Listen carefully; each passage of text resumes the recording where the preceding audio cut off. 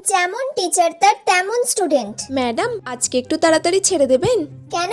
আমার বাড়িতে আজকে আমার পিসিরা এসছে আর ভাই বোনেরাও এসছে, ওদের সাথে একটু খেলা করব। তুই আমাকে আজকে একটু আগে বলতে পারলি না? আমি বাড়িতে কতগুলো কাজ ফেলে এলাম, আমার কতগুলো রিলস বাকি ছিল, সেগুলো সব ছেড়ে দিয়ে আমি এখানে পড়াতে চলে এলাম তোকে তাড়াতাড়ি করে। তুই তো আমাকে আগে বলতে পারতিস, তাহলে তো আজকে আমি পড়াতেই আসতাম না। আজকে 1 ঘন্টা পড়িয়ে ছেড়ে দেবেন? না না, 1 ঘন্টা করতে হবে না, তুই ওটা 30 মিনিট করে ফেল। না, 1 ঘন্টা কর না, 30 মিনিটই কর না। আচ্ছা ঠিক আছে তাই। আচ্ছা ম্যাডাম, তাহলে আজকে আমি একটা গল্প বলি।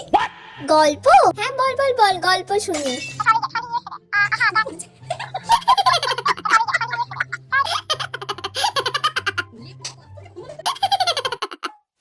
ব্যাস, আজকে টাইম হয়ে গেছে, তাহলে আজকে আমি আসছি, কালকে আসবো, কালকে এসে আবার ভালো করে পড়াবো। কাল থেকে কিন্তু আর এরকম গল্প করলে একদম চলবে না, এবার থেকে ভালো করে পড়াশোনা করতে হবে। হ্যাঁ ম্যাম, এবার থেকে আমি সিরিয়াস ভাবে পড়বো। যদি তুই পড়তে না চাস তখন আমরা গল্পই করবো 2 ঘন্টা, ঠিক আছে?